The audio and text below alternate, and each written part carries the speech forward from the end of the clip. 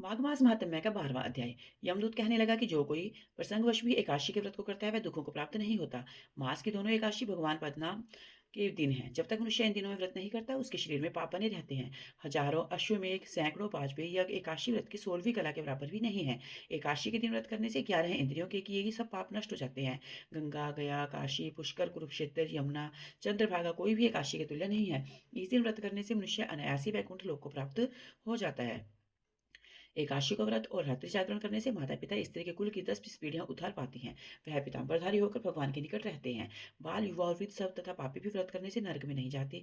यमदूत कहता है कि हे वैश्य, मैं सूक्ष्म से तुमसे नरक से बचाने का धर्म कहता हूँ। इंद्रियों को वश में रखना, दान देना, भगवान की सेवा करना, नियम पूर्वक वर्णाश्रम धर्म का पालन करना, इस कर्मों को करने से मनुष्य नरक से बचा रहता है। स्वर्ग प्राप्त करने की इच्छा से मनुष्य गरीब ही भी हो तो भी जूता छतरी अन्न धन जल कुछ न कुछ दान देता रहे। दान देने वाला मनुष्य कभी यम की यातना को नहीं भोगता और दीर्घायु और धनी होता है। बहुत कहने से ही क्या, अधर्म से ही मनुष्य बुरी गति को प्राप्त होता है। मनुष्य सदैव धर्म के कार्यों से स्वर्ग को प्राप्त करता है, इसलिए बाल्यावस्था से ही धर्म के कार्यों का अभ्यास करना चाहिए।